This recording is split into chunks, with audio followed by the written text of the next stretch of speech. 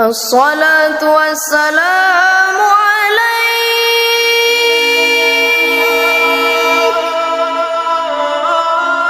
الله أكبر الله أكبر. بسم الله الرحمن الرحيم. ظهر دين المؤيد بوجود أحمد. ظهر دين المؤيد بوجود أحمد.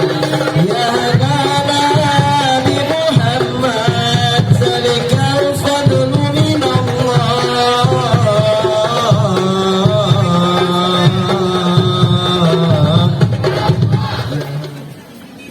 Bismillahirrahmanirrahim.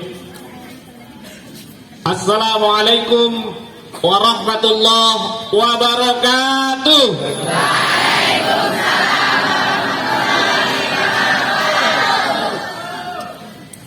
Alhamdulillah wa syukrulillah. Ashhadu an la ilaha illallah wahdahu la syarikalah. Wa ashhadu anna Muhammadan abduhu wa rasuluh la nabiyya ba'dah. Allahumma salli wa sallim wa barik ala sayyidina Muhammad wa ala alihi wa sahbihi ajma'in, amma ba'du. Abah beserta bunda, pimpinan Pondok Pesantren Usuluddin yang mudah-mudahan selalu dikaruniakan kesehatan, keberkahan, kesabaran, ketabahan, terutama dalam mendidik kita semua, baik di Pondok Pesantren Usuluddin khususnya maupun di mana saja kita berada. Bapak Mukhlis beserta Bunda, Kepala Kantor Kementerian Agama Kota Singkawang yang sama-sama kita muliakan, Ustadz, Ustazah, baik MI, MTS, MA, Usuluddin, yang mudah-mudahan selalu dimuliakan oleh Allah Subhanahu wa Ta'ala, dan terutama santriwan santriwati Usuluddin, generasi muslim milenial masa depan, amin, yang mudah-mudahan selalu dimudahkan oleh Allah dalam menuntut ilmu. Abah minta izin ngajak santriwan santriwati teriak-teriak dulu. Begini, kalau saya tanya apa kabar santri Usuluddin, Anda jawab alhamdulillah, luar biasa, pantang menyerah, Allahu Akbar. Fahim tuh? Ini enaknya ceramah ke generasi muslim milenial. Boleh teriak-teriak. Apa kabar santri Usuluddin? Alhamdulillah, pantang menyerah, Allahu Akbar. Oke. Yang kedua, kalau saya bicara Dirgahayu Indonesia, Anda menjawab pulih lebih cepat, bangkit lebih kuat. Paham tuh? Dirgahayu Indonesia. Luar biasa, tepuk tangan untuk Anda semua. Saya tadi sebelum Isya berdandan. Lalu istri saya bertanya, Mas mau kemana tumben dandan agak ganteng? Padahal saya sudah paling ganteng kalau di rumah, karena keluarga saya putri semua, Ustaz. Istri saya, kemudian 2 anak saya perempuan, jadi kalau di rumah saya makhluk Tuhan paling ganteng. Saya jawab, saya akan menemui calon-calon penghuni surga. Kemana emangnya? Menemui santri. Kenapa calon penghuni surga? Rasulullah itu bersabda 2 hal. Barang siapa yang memudahkan langkah kakinya menuju majelis ilmu, maka Allah Subhanahu wa Ta'ala akan memudahkan kakinya untuk menuju surga. Nah, itu yang pertama. Yang kedua, kata Rasulullah, barang siapa meninggalkan rumahnya untuk menuntut ilmu, maka dia dinilai berjihad sampai dia kembali ke rumahnya. Luar biasa kan? Maka Ustadz Ustazah, status kita sebagai Ustadz Ustazah itu kalah keren dibandingkan santriwan santriwati. Mereka itu kalau melangkahkan kakinya menuju majelis ilmu, Allah akan memudahkan kakinya menuju surga. Siswa-siswi yang keluar rumah untuk menuntut ilmu, dia dinilai jihad sampai dia kembali ke rumah. Maka Ustadz Ustazah jangan mudah marah kepada calon-calon penghuni surga ini. Asik dibela Mas Sutardi. Santriwan santriwati, tadi sudah disebutkan oleh pembawa acara. Ini pembawa acaranya siapa namanya, Mbak? Siapa? Luar biasanya santri. Zaman saya SMA dulu, untuk presentasi kimia, saya sering cerita, saya presentasi itu kalimat E-nya lebih banyak dari kata-kata yang saya omongkan. Ini begitu jadi pembawa acara, lancar membahana badai. Tepuk tangan. Ini pasti kerjaan Ustadz Ustazah. Kerjaan Ustadz Ustazah, dilatih untuk presentasi. Jadi luar biasa. Anak-anak sekarang, Bapak Ibu, pelatih keterampilan 4C namanya. Yang pertama adalah communication, yang kedua collaboration, yang ketiga critical thinking, yang keempat creativity. Jadi 4C ini harus sering-sering kita latihkan kepada peserta didik. Paksa peserta didik untuk bicara, mempresentasikan apa yang sudah ada di dalam otak dan hatinya. Kemudian paksa peserta didik untuk saling bekerja sama. Yang pintar mengajari yang belum bisa. Kemudian yang kuat membantu yang lemah dan lain sebagainya. Kemudian kasih kasus-kasus yang memerlukan pemecahan masalah, supaya critical thinkingnya tumbuh, kreativitasnya tumbuh. Nah, santriwan santriwati yang dimuliakan oleh Allah, tadi Ustadz Muklis menyampaikan saya akan berorasi. Jadi bukan ceramah ya Ustadz. Sekaligus diminta oleh beliau untuk memberikan motivasi dan trik bagaimana belajar yang baik. Kita semua sudah sadar bahwa dalam mengisi kemerdekaan, tugas utama seorang pelajar adalah belajar. Tapi bagaimana sih sebenarnya cara belajar yang baik? Nah, malam hari ini saya akan mengungkap 5 hal saja, supaya tidak kepanjangan. Kalau banyak hal nanti sampai jam 11. Kita sampai jam berapa? Setengah 11. Jam 1. Oke. Yang pertama, seorang pelajar itu harus mempunyai growth mindset. Growth mindset itu apa? Pikiran yang terbuka, pikiran yang berkembang. Banyak di antara kita yang sering merasa bahwa ketika kita belajar sesuatu, kemudian kita tidak bisa, maka ya sudahlah, Allah menciptakan saya memang seperti ini. Ya sudahlah, saya sudah belajar beberapa kali tidak bisa. Ya sudahlah, memang dia yang harus jadi juara. Saya jadi juara 25 dari 24 siswa. Pikiran kita sering begitu. Dan termasuk juga Bapak Ibu gurunya. Mohon maaf Ustaz, Bapak Ibu guru sering juga menganggap bahwa peserta didik itu memang seperti itulah kemampuannya. Ketika diajari 1 kali diajari, 2 kali diajari, 3 kali tidak bisa, maka kita sering mengatakan bahwa memang seperti itulah kemampuannya. Padahal pinter tidak pinter itu tergantung seberapa banyak yang kita masukkan ke dalam otak dan hati kita. Nah, ini Anda kan melihat saya pinter banget nih, betul nggak? Banyak omong, betul kan? Itu bukan karena saya pinter beneran, tapi karena kebetulan saya belajar duluan, saya sekolah duluan, saya tua duluan, makanya saya tahu duluan.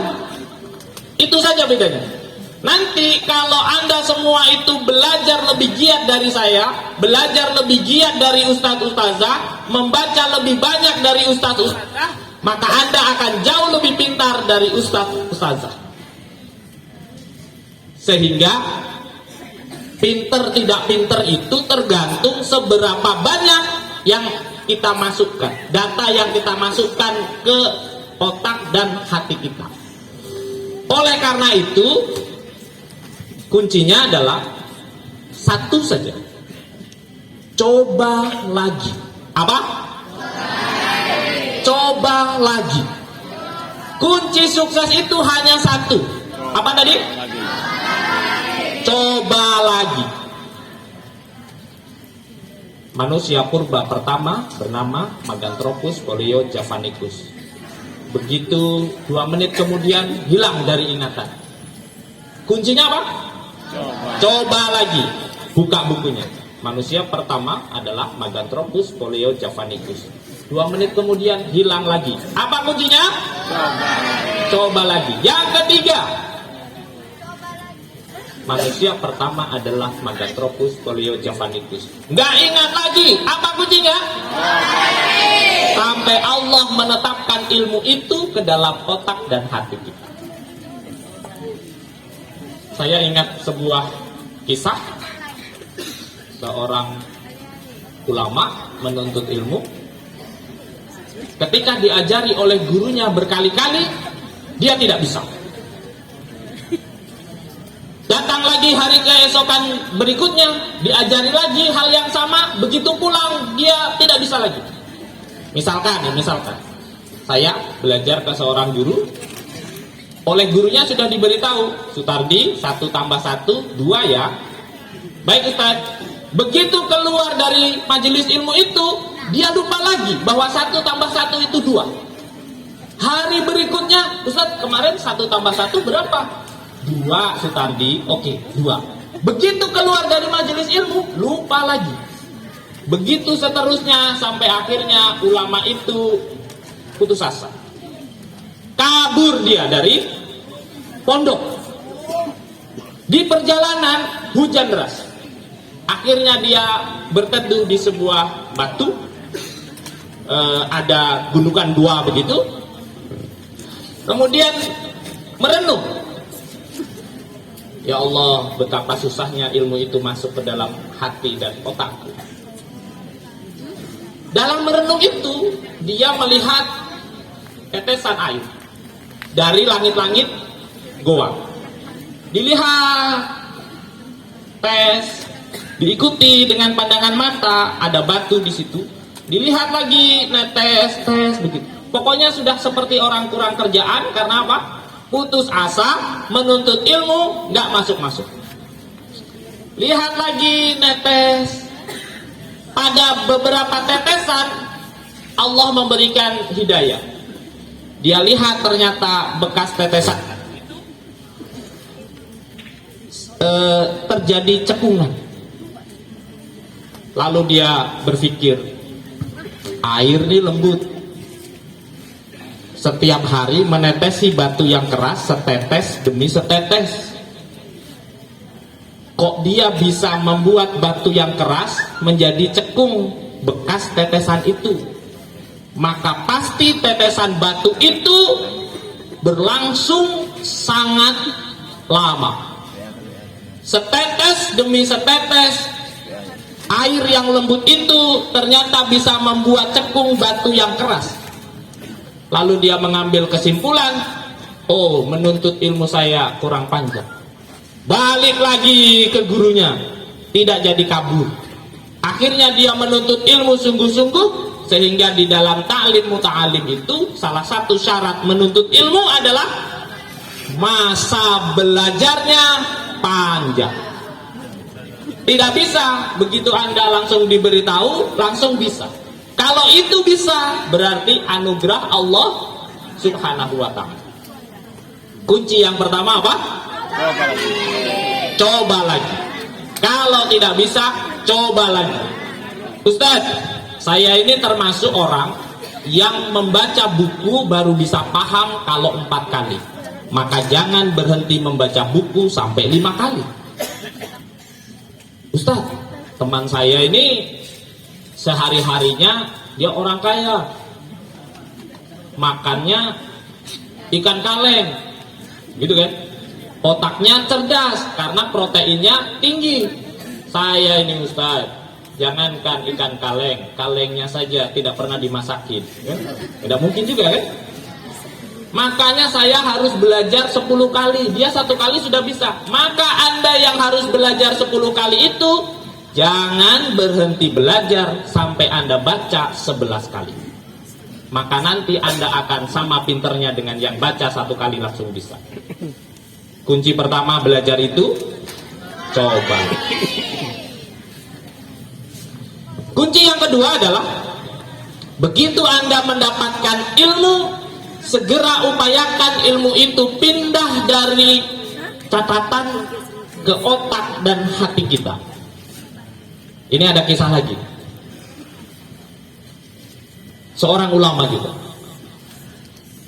Suatu hari ulama itu melakukan perjalanan untuk menuntut ilmu. Jadi dia bawa buku-bukunya. Qadarullah di tengah jalan dia dirampok. Hei! Serahkan semua barang bawaanmu. Kaget ya? Ini karena ceramahnya di depan santri, jadi bebas aja ya Ustaz, maaf ya. Serahkan barang bawaanmu. Karena perampoknya banyak, diserahkanlah barang bawaannya. Dia lupa bahwa di dalam keranjang bawaannya itu ada beberapa kitab. Begitu dia ingat, ya Allah, ilmuku ikut terbawa. Akhirnya dia kejar. Pemimpin perampoknya heran. Tadi sudah diserahkan, kenapa dia lari-lari ngejar saya? Begitu. Pulang. Begitu perampoknya. Pergi, kalau tidak saya bunuh. Lalu ulama itu mengatakan, boleh semua barang kamu bawa, tapi tolong jangan bawa ilmuku. Ilmumu apa? Kitab-kitab itu. Lalu perampoknya pun tertawa. Kamu bilang ini ilmumu? Sekarang ilmumu sudah jadi milikku. Kamu tidak punya ilmu lagi. Lalu ulama itu pun mendapat hidayah. Luar biasa. Perampok saja bisa ngasih hidayah kepada ulama. Dia mengatakan dalam hatinya, oh iya, kalau ilmu itu masih di dalam buku, bukunya hilang, bukunya dibawa orang, maka ilmuku juga ikut hilang. Maka ketika itu dia pulang ke daerah, namanya daerah Dus. Kemudian dia hafal itu kitab-kitab, dia hafal Al-Quran, kemudian dia menjadi seorang ulama namanya Imam Al-Ghazali.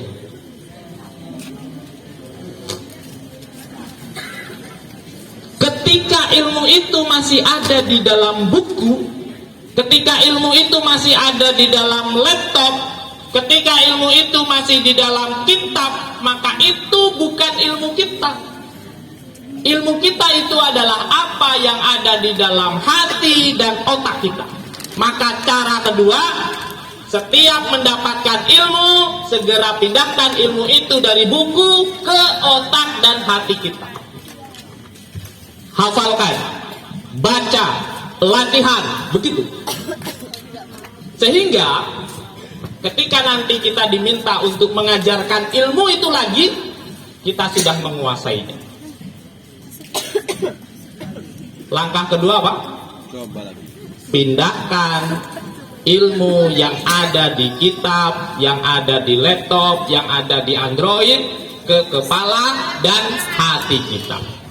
Susah dan kembali ke prinsip nomor 1, yaitu gampang ya, teorinya gampang ya, prakteknya susah. Yang ketiga, masih lanjut ini? Oke. Yang ketiga, kunci supaya belajar lebih mudah. Yang ketiga adalah ketika kita sudah mendapatkan suatu pengetahuan, sekecil apapun coba Anda praktekkan. Anda tahu negara paling tertib di dunia? Jepang. Jepang paling disiplin di dunia, Jepang.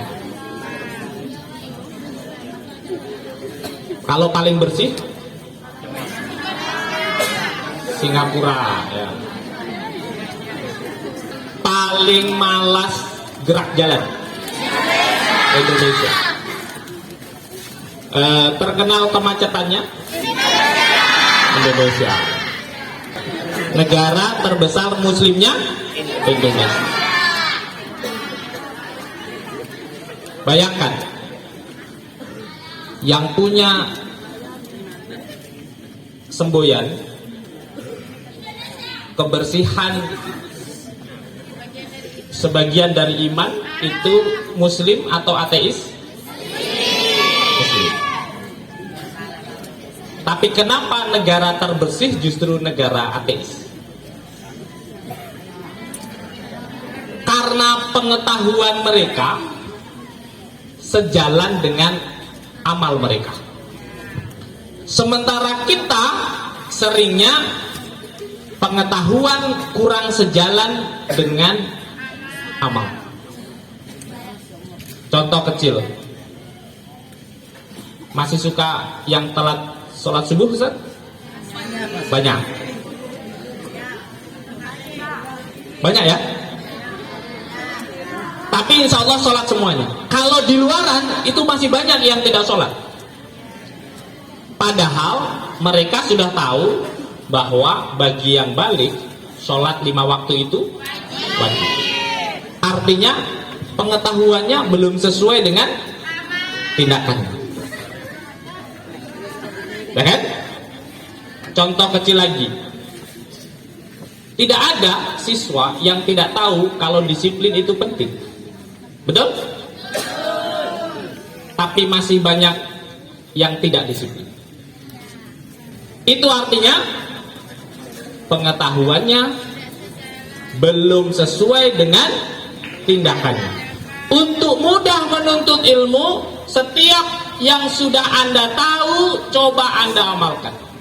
Jadi kalau Bapak Ibu Guru memberitahu bahwa disiplin adalah kunci kesuksesan, itu satu pengetahuan, maka sikap kita berusaha untuk mengamalkannya. Disiplin bangun pagi, disiplin sholat, disiplin pada diri sendiri, ngeletak sepatu harus jelas. Salah satu contoh orang yang belum disiplin, nah ini kata kuncinya. Ketika menggunakan barang yang sama secara terus-menerus, Anda masih harus cari-cari. Itu berarti Anda tidak disiplin. Contoh kecil, Anda mau berangkat ke sekolah, Anda masih harus mencari sepatu Anda. Itu berarti Anda belum disiplin. Kita mau berangkat kerja, kok kita masih mencari-cari kunci mobil ada di mana, kunci motor ada di mana, padahal itu setiap hari kita pakai, berarti kita belum disiplin. Lupa, karena tidak disiplin. Harusnya barang-barang yang sudah otomatis terpakai terus-menerus, itu kita refleks saja bahwa letaknya ada di sana dan selalu meletakkan di situ, sehingga ketika darurat pun otak kita refleks ngambil di situ. Jadi kalau kita mau pergi, status saja, kok kunci motor masih bercari, berarti kita belum disiplin di rumah, meletakkan barang-barang sepele di tempatnya. Nah, kalau itu sering, berarti kita harus disiplin. Ada berapa tadi? Nah, yang pertama, coba lagi. Yang kedua,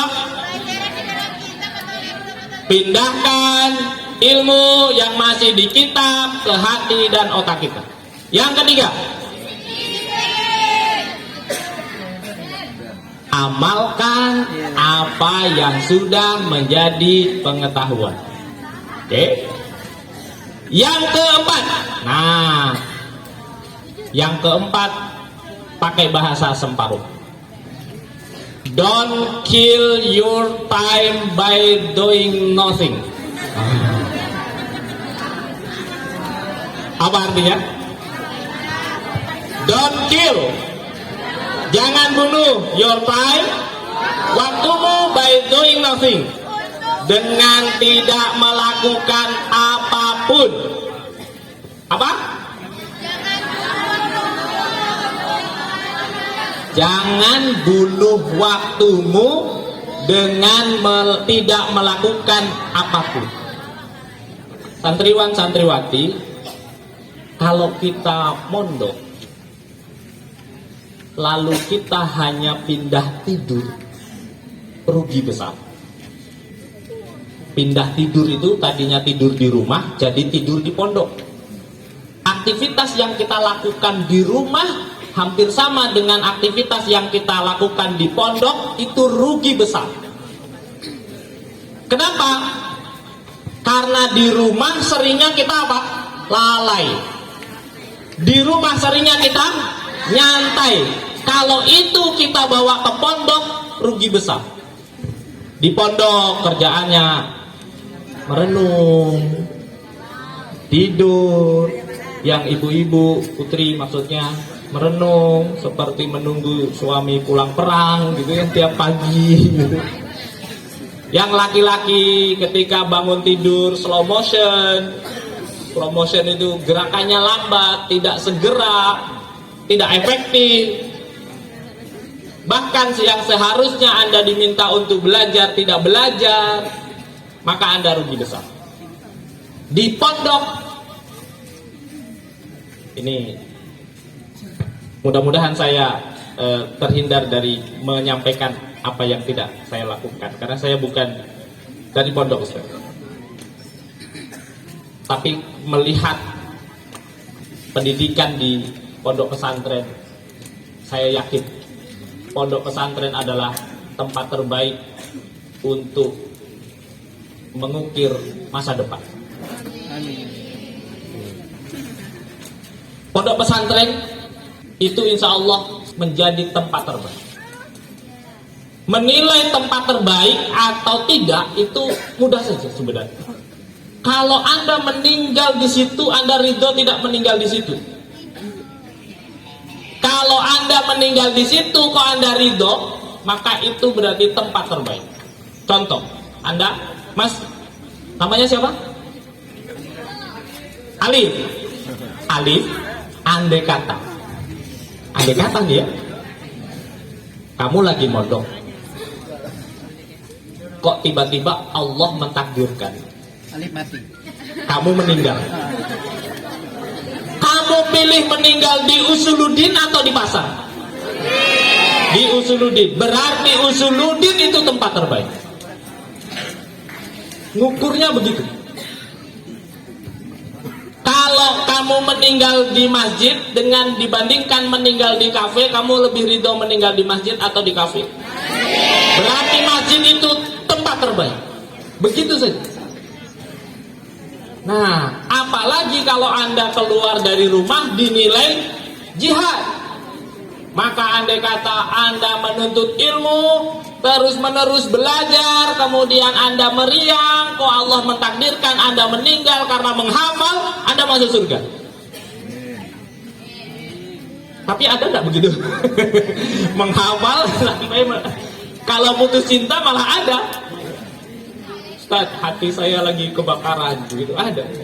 Saya pernah naik bis dari Singkawang ke Sintang. Di depan saya tuh rencong pisang ya namanya ya, kalau nyudut itu ya. Ada pasangan muda-mudi, masih kecil. Mungkin SMP kelas 3 atau SMA kelas 1? Tahu nggak sapaannya apa? Papa mama. Untung bukan muslim. Untung bukan muslim. Nah itu kalau putus cinta, wah itu bisa sakit gitu.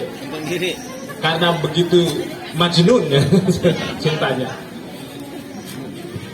Jadi Usuluddin, pesantren itu tempat terbaik. Indikatornya apa? Kalau kita meninggal di situ kita ridho.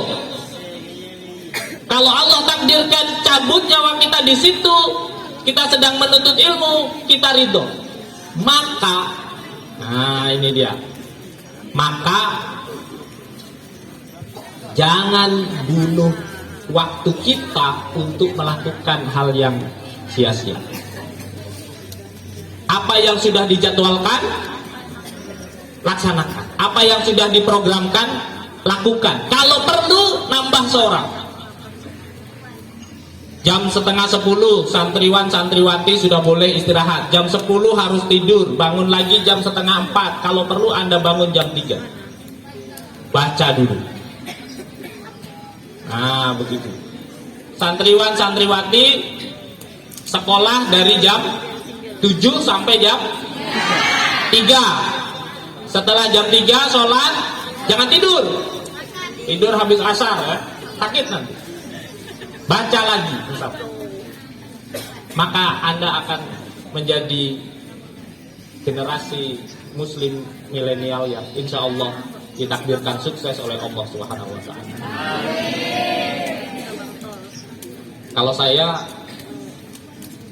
bukan anak santri. Saya bisa ngaji itu Ustaz di kampung. Kebetulan yang mengajar ngaji itu ayah saya. Ayah saya sendiri yang ngajar ngaji.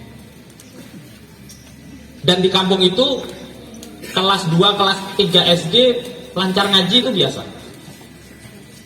Waktu itu pakai alif fathah A, alif kasroh I, alif dhamma U, A, I, U, begitu. Iya. Lulus dari situ tidak boleh melanjutkan Al-Quran sebelum bisa ngemil namanya. Ngemil itu membaca Al-Fatihah dari Bismillah sampai Amin satu nafas. Kelas 2 SD itu. Bismillahirrahmanirrahim. Alhamdulillahirabbil alamin arrahmanir rahim maliki yaumiddin iyyaka na'budu wa iyyaka nasta'in ihdinas siratal mustaqim siratal ladzina an'amta 'alaihim ghairil maghdubi 'alaihim waladdallin. Tujuannya apa?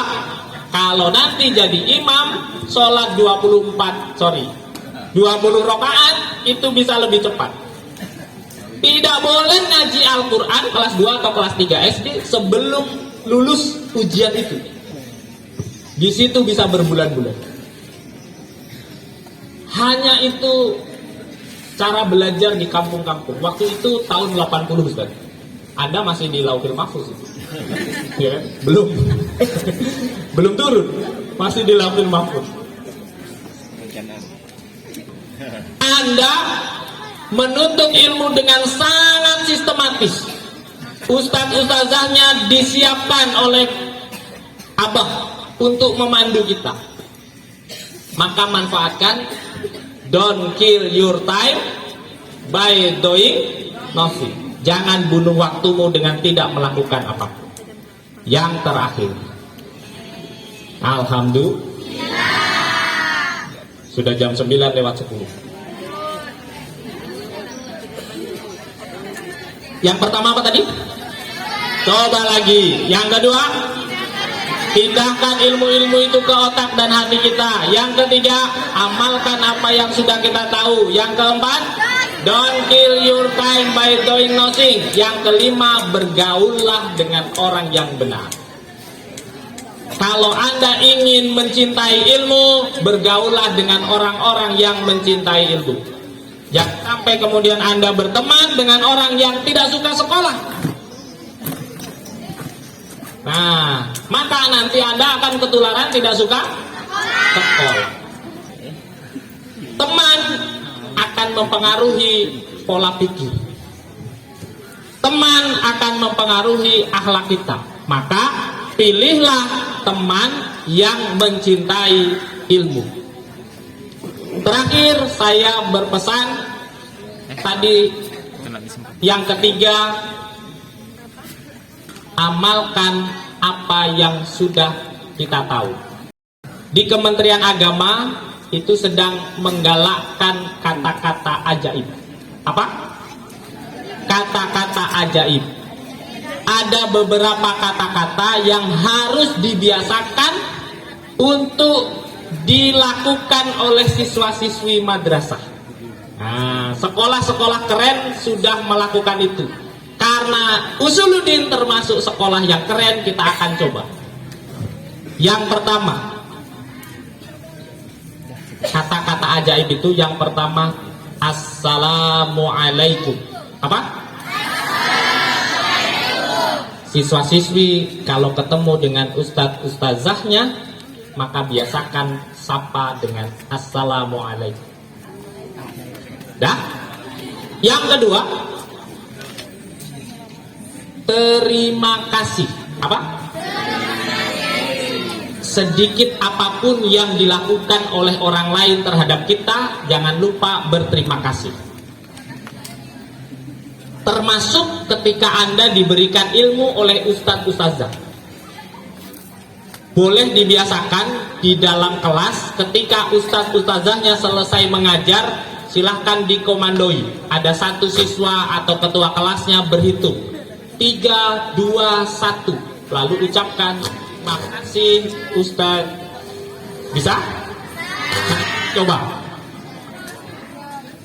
Yang ketiga, maaf. Apa?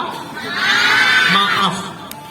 Kalau kita mau meminta seseorang untuk melakukan sesuatu, atau kita melakukan kesalahan pada orang lain, jangan sungkan untuk ngomong maaf.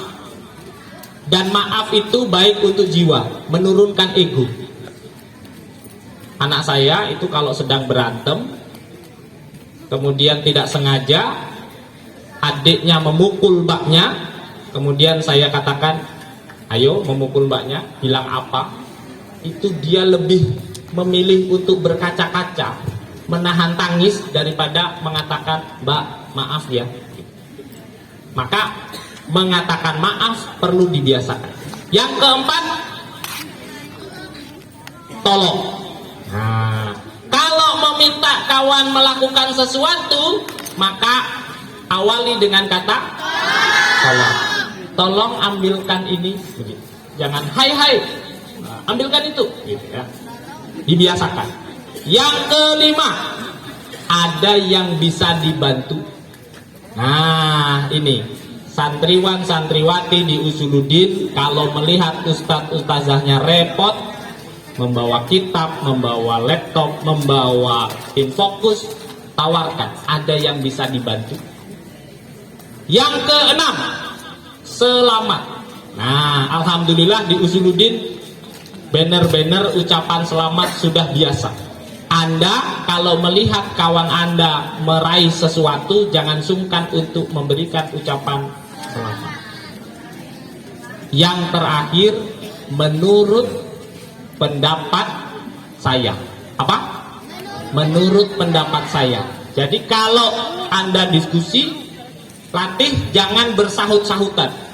Sampaikan dulu menurut pendapat saya. Begitu. Sehingga apa? Kalau apa yang kita sampaikan ternyata salah, pertanggungjawabannya diri kita sendiri. Menurut pendapat saya ini begini. Nah, kata-kata ajaib itu nanti coba dibiasakan di antara Anda, di antara kalian, supaya menjadi akhlak atau pembiasaan akhlak yang baik. Nah, sudah jam 9.15. Anda masih ada kegiatan ya? Betul ya, Ustaz? 5 hal ini tentu tidak cukup kalau Anda hanya melakukan 5 hal itu. Tapi 5 hal ini insya Allah akan membimbing Anda untuk mudah dalam belajar. Kalau Anda kesulitan, kuncinya hanya satu, yaitu coba lagi. Yang kedua, Anda segera pindahkan pengetahuan-pengetahuan itu ke kepala dan otak Anda. Begitu Anda tahu, langsung amalkan. Yang keempat, don't kill your time by doing nothing. Yang kelima, bergaullah dengan orang-orang yang mencintai ilmu. Oke, sebagai penutup, supaya kita tidak ngantuk lagi, kita ulang yel-yel kita. Apa kabar santri Usuluddin?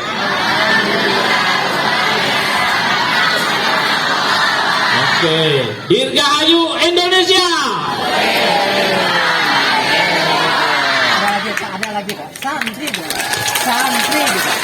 Apa Ustaz? Oke, ada satu lagi yang sudah jadi ciri khas. Santri.